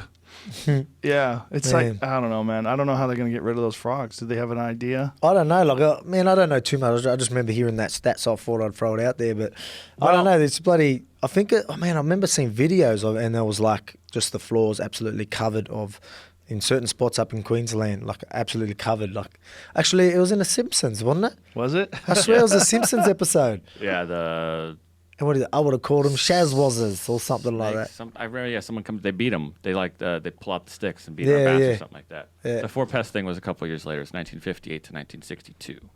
Interesting. 1960. So they didn't learn from 35. Well, maybe those toads taste good. Maybe they should start eating toads. I think- frog legs are delicious. Are they poisonous? No. Oh, boy. I don't know. I don't That's a even. problem. Yeah, that's why I think they're a big. I don't know, maybe not. Maybe not. Are I don't cane know. toads poisonous? We'll find out here. Have you ever had frog legs? Yes, I have. Well, they're cooked well. They're good. Where did I have that? I did have that, and it was actually, what was it? It was actually a mixture of, I thought, chicken and fish. The ones I had. Yeah, Is similar. Is that similar? You reckon? Or Yeah, but they always say everything tastes like Poisonous, chicken. but no one's died from that. Oh. But Okay. It sounds like you get sick. They have boiled toad eggs. Oh, Oh boy, toad eggs? Jesus. Oh, okay. So they have some sort of poison. it says, their cane toad has poison glands through their whole life cycle. Depends on when it's killed. Depends on when. What you about eat. for animals? Yeah, it kills. Yeah, it's bad for animals. Bad for Okay. dogs. Oh well, that's great. That means you can't eat them. That means these fuckers they're running around making sure that predators don't eat them. No frog legs in what Australia. a dumb animal to bring over there to kill beetles. You fucking assholes. You should find that guy from 1935 and kick his ass. Or go back in time. Like, what were you thinking, man? What a dumb move. Bring over a poisoned toad that no one can eat. What was it for bugs? So literally for bugs. That's crazy. Yeah, and the fact that it's poisonous, which not venomous, poisonous, which means if they eat it, they die. So these predators, if you brought over a bunch of fucking jackals or something to go eat the frogs Yeah. or the toads, they would wind up dying. Cane toads, they do have venom secreting poison glands known as parotoid glands, or swellings on each shoulder where poison is released when they're threatened.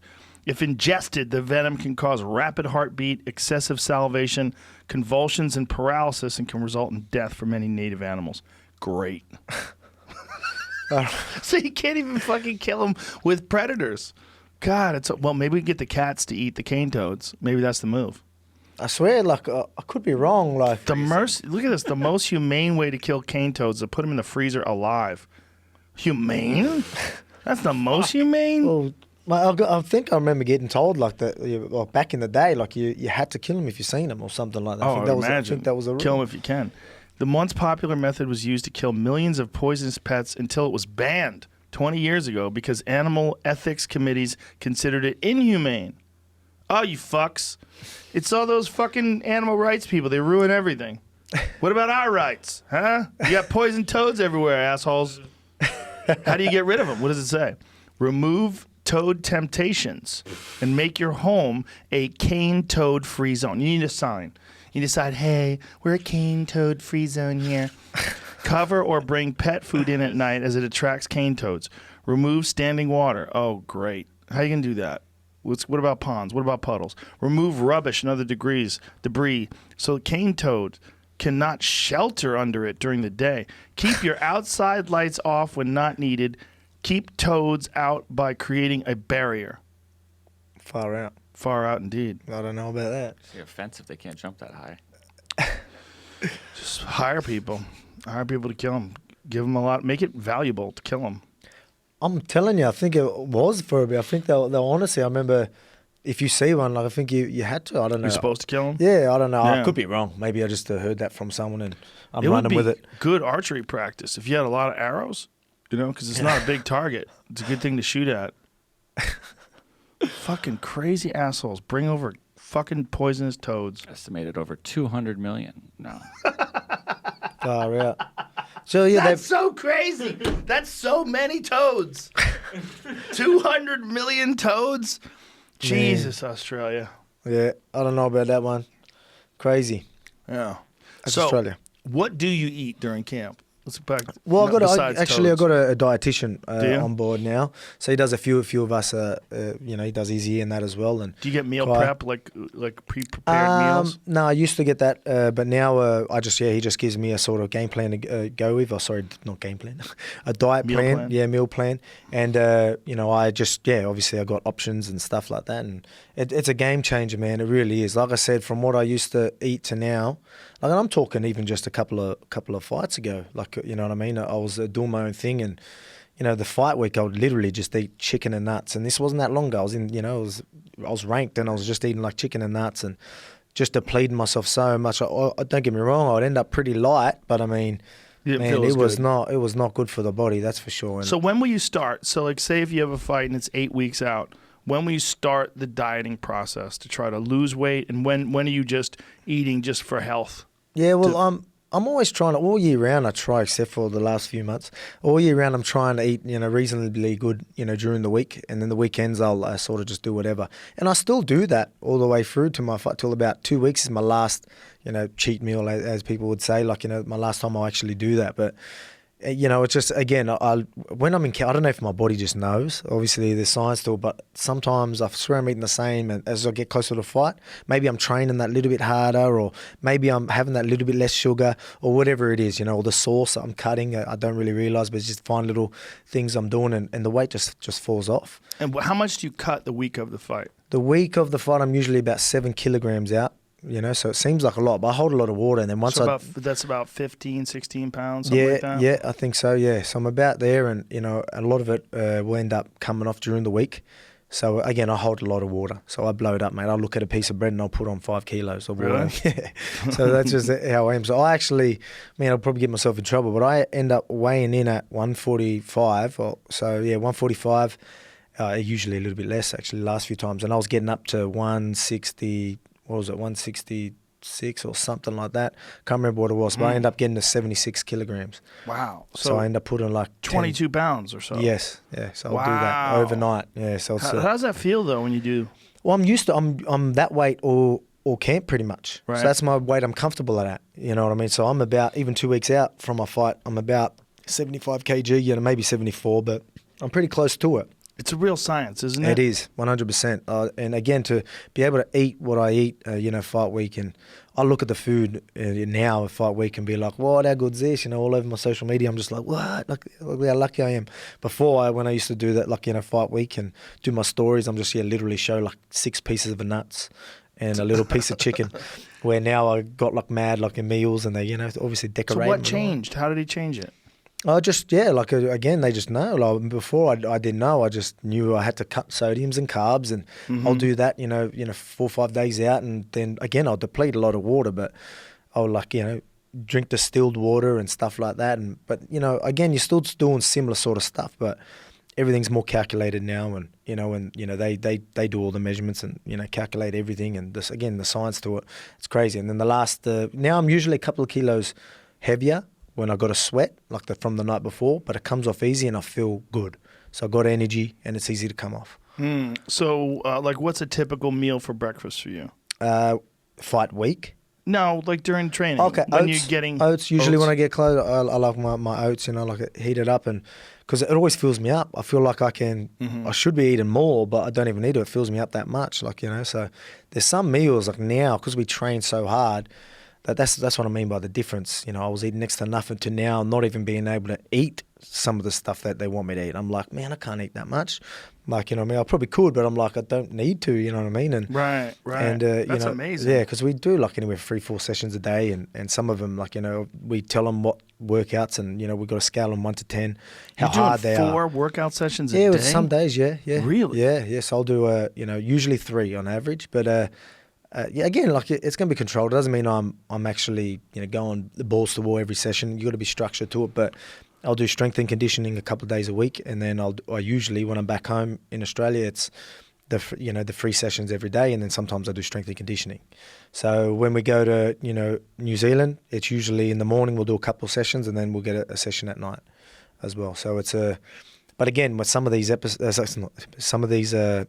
sort of training sessions, full on, like I said, and we're burning like anywhere from 1,200 calories to more, like 1,400, and we're fit. So to burn them sort of calories while you're that fit, you know, that's a lot of hard work.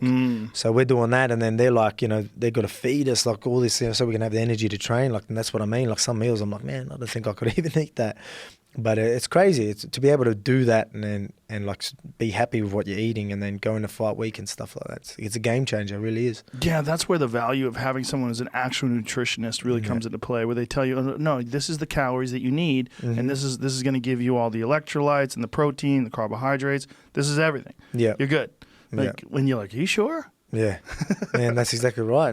But that's how it is. That's what I will be like. You know, while I'm eating, I'm like, man, I don't know if I should be eating this. And the funny thing is, if you're starving yourself with the chicken and the nuts, like you're not going to lose as much weight, and it's not going to be as easy because your body's going to try to hold on to food, and you're not going to have any energy. Yeah, well, I'd only done the chicken and nuts fight week, but I mean, again, earlier in my career, I was just eating nowhere near enough. I remember I sort of went off my wife's meal plan that she had, and like she wasn't even training, and it was a meal that she was meant to be having, like, you know, the meals that she was having, not even training. Then I'm you know, obviously a few kilos heavier. I'm working a lot harder. I'm obviously, you know, training and doing all that training. I'm trying to stick to this diet that she's meant to lose weight on. You know what I mean? So it was that's what I would sort of do my diets, and that's when the staph infections always come, and it's crazy. Yeah. So when you say you're working out 3 to 4 times a day, like how do you break up your sessions? Is someone dictating what you're going to be doing for the day? Do you have someone who plans out your workouts? Oh, you most weeks are pretty much the same, but obviously you're going to have your like, that's the thing, like, you know, Joe, my coach, no one knows me better than he is, so he knows when I'm not on. You know, he knows when something's happening. So there was, before the Max fight, there was you know, I don't want to miss training sessions, you know what I mean? So I'm going to go there, but they could see I was run down, and that's when injuries can happen, and that's when you can get sick and all this type of stuff. So they pulled me up, and as much as I didn't want, no, I'll be right. They didn't let me train that night and have like the day off.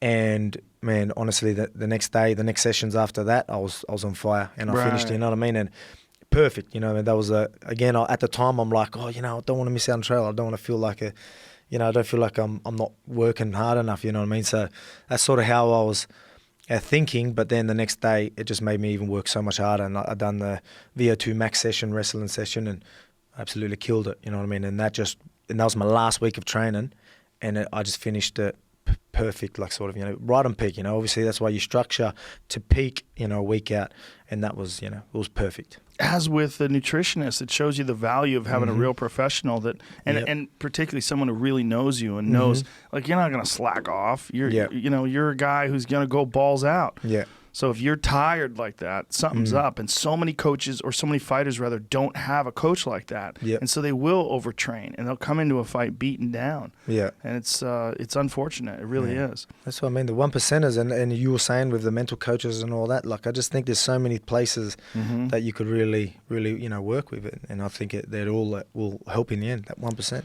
Now, how much of your camp is dedicated to strength and conditioning? How many strength and conditioning sessions do you do? I'll do anywhere from 2 to 3. 2 to 3 a week? So I'm doing 2 to 3 a week. And what kind of stuff are you doing? Again, I started with Baymed Performance. So they come on board, because I used to get a lot of... what is the name of it? Baymed. So, Baymed? Yeah, Performance. So they deal with a lot of athletes. So they do like rugby league teams and all that sort of stuff. That was a game changer for me, because I was having a lot of problems with my back before I seen. This was before Chad Mendes. So there was even times in my career where I was like thinking I might have to like give this up. Like, and even after the Elkins fight. What was wrong with your back? I have a bulging disc, but like I would get all the sciatica down the leg, and at the time I just thought it was so much worse than it was, and it was mentally getting me, and you know, it was just Where's really the bulging disc? Lower ones. I couldn't even tell you which one it was, but the lower one. So I've got a couple of. But I even went to a specialist, and they were telling me that, you know, to give it up. Like, I don't know whether it was just something that, you know, he has to say, like, to cover himself or whatever. Those guys are always so negative. Yeah, they always say that. They told me to give it up, and again, I was already mentally getting me. And then I had these guys come on board, and they're like, no, there's nothing wrong, mate. 80% of people literally have bulging discs. You know, don't worry. Until your foot, you know, stays flat and you like drags and all that sort of stuff from the sciatica, or you can't control your bowels. That's when we'll start. You know, maybe. You can't control your bowels. Exactly. Yeah. Once you start shitting yourself, we'll tell you to stop. That's when we might maybe do the surgery or something like that. So this is sort of what, again, they were trying to get in my head and really sort of just, you know, let me sort of smash this mentally as well. Yeah. And so they started getting me thinking like, and again, I'm pretty good with this type of stuff. So I'm like, all right, no worries. They got me on a mad program. They built a strength program specifically for my body, you know, for what I do fighting and all that sort of, it's an absolute game changer. And I don't have problems. Now when I used to, there was times where I was having like anywhere from 14 weeks to not training before I fought, like Elkins, Elkins, Jeremy Kennedy. I was doing next to nothing in between the fight and then literally having 6 weeks to do. Wow. So you're trying to recover. Well, and I'm trying I'll try and dealing train. with the pain. Yeah, so my back will go and then I'll have like 2 weeks off, try to get back into it, but it'll happen again. And I was doing this for like 14 weeks straight and then getting told I'm fighting and then, you know, do a camp and be like, oh, I've got 6 weeks to get myself ready. Do you do any spinal decompression or anything like that? No, not that. We just do, a lot of it's just, again, hip mobility and all that I get. So a lot of times I'm doing a lot of mobility before I do sessions and stuff like that. That really does help with what I'm doing. You know, again, I want you to try this thing I have out there. Okay, yeah. This teeter decks. It's this thing you climb into. It's real simple. You put your legs behind it, almost like a leg curl, and then you lean forward. And as you lean forward, all the weight is just decompresses on your back, and particularly your lower back. It's fantastic for it. It feels so good. Yeah. I do it after every workout. I do 2 things for my back that are really big. One is a thing called the reverse hyper. You ever use one of those? No. Well, is that like with the round thing that like? No, okay. no, that's another one. That's All a right. hip glute Okay, hamstring thing. The reverse hyper is this machine that was created by Louis Simmons from Westside Barbell, and it's like a flat bench. You climb your upper body up on the bench, and then you hook your legs into this thing, and you lift your legs up, and then you let them drop down. And as it drops down, it decompresses. Oh, okay. And as you lift it up, it strengthens. All and right. it comes from this guy. Louis Simmons is like he's a powerlifting legend, and he had a back injury, and they were trying to do surgery on him. Yep. And he was like, well, what's it from? They were like, it's from compression. He's like, well, I got to figure out how to decompress it. So he figured out this machine that created active decompression. I have one out here. I swear by Yeah. it. I love it. There it is right there. It shows it how it works. Okay. So when you lift up, don't stare at that dude's ass. When you lift up, it goes up, and then when it lifts down, it actually pulls the back and decompresses it, and it feels great. Yeah. Pull that video that right there. You can see it. If you watch that video, you can see that's Louis. He's a fucking character. He's a really wild guy. But so see how it's going down? Yeah. That thing pulls your back down. So what I'll do is, and on the up, it strengthens the back muscles in a real unique way. Yeah. So what I'll do is I'll do that, and then after I do that, then I'll decompress with the decks. That's the decks. That's the thing right there. See, so you climb into that thing, and then see how she's got her hands on those handles? Yeah. You let go of that, and it just Open. makes your lower back like, I'm going to give it to you to try out here. All right, you're going to climb in there. You're going to go, I need this in my life. Yeah, man. I love it. That I does- have one at home too. I swear by it. Mm. I fucking swear by this thing. Yeah. Really I'm good gonna for have to, stretching the I'll back. look into having that. Because your own body weight is like pulling your spine apart and decompressing it. It just relaxes everything. It's very nice. Yeah. Yeah. Well, that's it. Well, hey, you know, again, it's just you need these types of things. You need, like, obviously the knowledge is getting there with everything, you know what I mean? Yeah. The knowledge is out there. So What kind of shit did they have you doing? like, so a lot of it was a strengthening. So I was a big problem of mine. Like, I was getting told, like, lock your core, like when I'd get my back, you know, and there was a bit more old school type of stuff. Just lock your core, you know, don't do nothing. You know, I'd literally do nothing for like a whole week and then try and get back training, and I would injure it again. I would, like, literally, if you told me to stand up, you know, I would, like, hold my breath and, like, stand up, you know what I mean? I was bothers like, you that yeah, much? well, that's just sort of my mental side of the sort of where I was at with it. And it was, you know what I mean? So they had to change all that. They had to, you know, relax and, like, let me, like, literally, they said, if you drop like, this one thing he said to me the first time I met him, he goes, you drop a pencil, pick the fucking pencil up. You know, you don't have to, don't fucking game plan how you're going to pick up that pencil. And, like, you get what I mean? He's trying to get in my head, like, just relax, you know what I mean? And the training, even the first few sessions I started doing from my strength program, like, cause I would always, like, really hyperextend my back and, like, you know, thinking I'm keeping it straight and, you know, think I'm doing the right thing. But so they had to try and change my posture and everything while I was doing workouts, just so I could start, you know, doing things properly. Like, even when I used to do deadlifts, I would, like, try and stay as upright as I could because I thought my back would go. And my back would go every time I did deadlifts and that, because my technique was bad and just little things like that. So that's what I mean by having a strength program and all this sort of stuff. And now, like, if I do get a flare up, you know, within you know, even the next day, I'm back into training. You know what I mean? Where before I'd have like 2 weeks off, literally 2 weeks off. Where now I'm like back at training. Like they're like, can't stop moving. Like, you need to keep moving. That'll, you know, don't let your body lock up. My brain would literally make it lock up. I'll get my hip out to the side. It was bad. Like, I really was. I'd get a flare up and I'd be like, oh.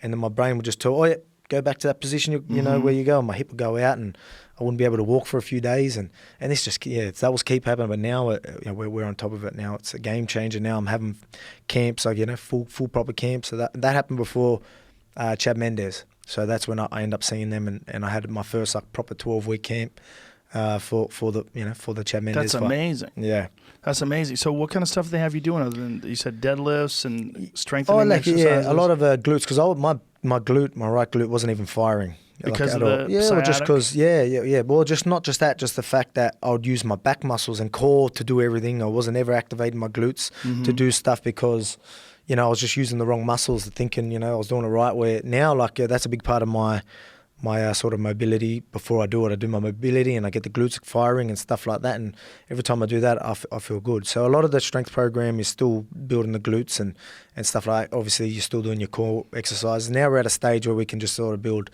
everything, you know, and even just having people that know what they're doing. Again, you could go there and they can just work on everything and, oh yeah, let's go nuts. But, you know, the specific sort of training, knowing that I got to go and do my other sessions at the other gym and all that, so they all take it all into play.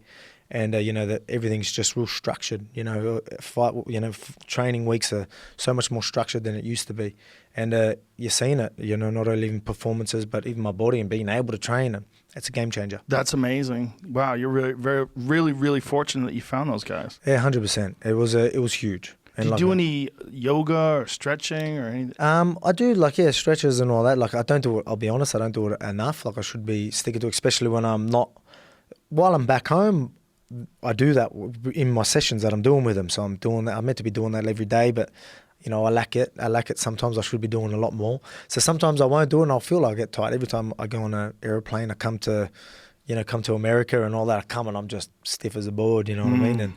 But as soon as I do these mobility sort of exercises and stretches and like get the glutes going, I'm 100% like straight away. Show me someone who doesn't have a back issue that trains martial arts, and I'll show you someone who doesn't train enough. Yeah, exactly. Yeah, exactly right. You're gonna have a back problem, at least a little bit of stiffness. You know, it's just that's just always, you know. Yeah, it comes with it. What is it? You see sometimes like memes, and they'll be like going, best childhood memory, not having a sore back, you know, things like that. So kids, man. My middle daughter, she's 11, and she's so fucking flexible. Her spine, she could stand and then bend backwards and put her hands behind her on the ground and then kick her legs up in the air and go over. I'm like, what in the fuck are you made out of? Little kids, man. Yeah, man. They're made out of rubber. Yep, that's all it is like that.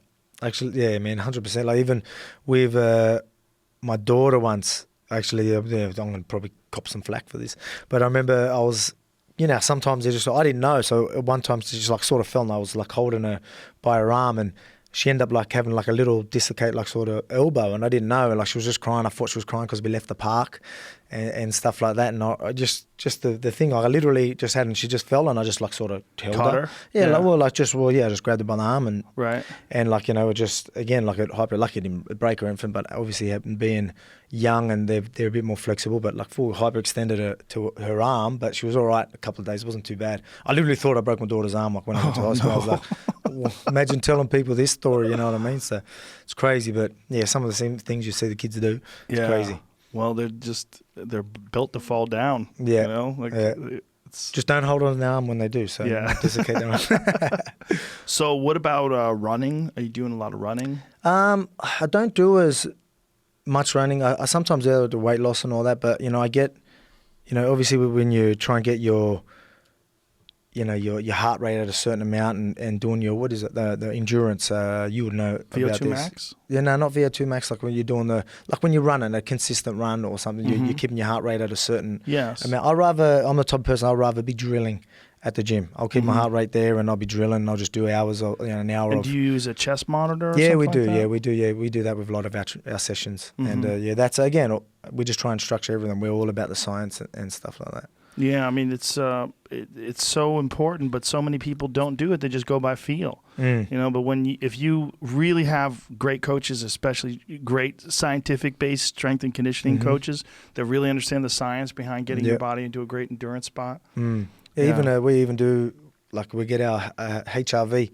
So every morning to see if it tells us if we can train, or usually say, yeah, you're good to go, or something like, all right, pull up, Right. So it tells you how your body sort of feels. Yeah, I don't know how it works. Whoop strap. I wear one of these things. Oh, heart okay, rate yeah. variability straps. Yeah, it's big. It's big. It shows you if you're fucking wrecked. Yeah. Because sometimes you feel like maybe I'm just being a pussy, and then I can look at my phone and I go, no, man, you haven't recovered. Yeah. Like, there's a thing that'll show you where your static heart rate is, where your normal resting heart rate is, and where it is now. It shows you you've trained too hard. Yeah, and then sometimes we'll look and be like, yeah, you're just being a little bitch. You're just being a little bitch. It should say that too. Yeah.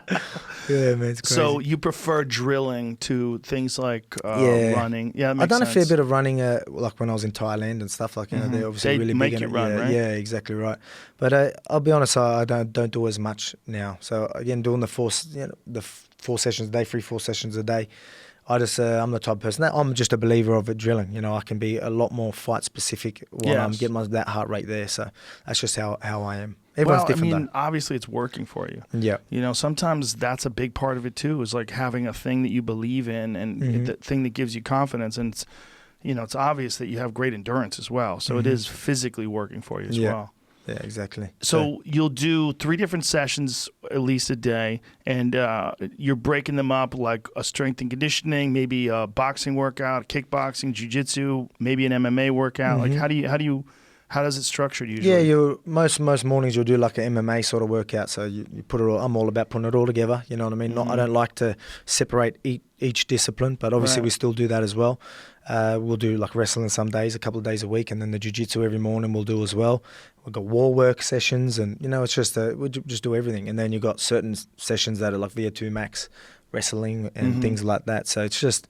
And these are mapped out by your coaches in advance. Yeah. So you know like what the week is going to be like. Yeah. Pretty much the same every week. That's the difference between now and the old days, man. The old days, guys would just work out till they dropped. Yeah. No one knew what the fuck anybody was doing right. No one knew. Yeah. What about sparring? And what is your philosophy on sparring hard versus sparring light? Yeah, man. Especially Joe, like we're all about more technical sparring. Obviously, we have like our Saturdays is where we spar, and that's a little bit more full on. But you don't get paid in the gym. And again, if you're going balls of war every time you spar, like how do you learn as well? I believe that keeping it a little bit more chill, you can work on things. Yes. That's why I love training with all different types of styles. It's like even if I train with someone that's not on my level, that's where I can learn so much as well. That's when I can try things. Right? There's things that if you're going against someone that's better than you or just as good and you can't make any mistakes, so you're playing it safe, like in sparring every day. You know what I mean? But again, we're all about keeping it pretty chill. Especially during the week, we spar probably like anywhere from 3, 4 sessions, maybe even a week. But a lot of times it's very, very, very chill. Very technical. We call it technical sparring. And again, that's where you learn, and that's when I think it works. It's been working for me. But then our Saturdays is where we go a little bit harder, but not too hard. So it's never like a full-on brawl? Nah, never. Yeah, never a full-on brawl. That's another brilliant thing that people are learning today, because back in the day, everybody used to just brawl. Yeah, man. I mean, there's so many stories. Like the best stories come out of Brazil. The Curitiba stories from Shoot the Box. Okay, yeah. Those guys used to knock each other out in training and just keep training. Yeah. Wake up. Get back in there. Man, just push them back in there. And you could just imagine, it's not too good for the brain. Terrible for the brain. I mean, getting punched in the head and Vegas trips, not good for the brain. Both things. Yeah. Well, listen, brother, I appreciate you coming down here, man, and talking to us. And nothing but the best of luck to you in the future. And I really enjoy watching you fight. Thank you. I'm really excited to see the rematch between you and Max. I mean, 2 fucking awesome guys that are great fighters. I'm looking forward to it. Me too. Let's hope it happens. And stay tuned. I reckon we'll have something soon. Instagram, Alex Volkanovski. Twitter, same. Yep. Yep. You got a Facebook Yeah, as well? Facebook. Yeah, Alexander the Great Volkanovski. Go on there. Yeah. What about, do you have a website? Yeah, we're actually doing one right now. We are doing that one. And stay tuned for that, and I'll have all that up very soon. All right, beautiful. Thank you, brother. Appreciate you, man. Thank you. Bye, everybody. Oh, I've been needing to piss for a while too, eh? I've been drinking all that water.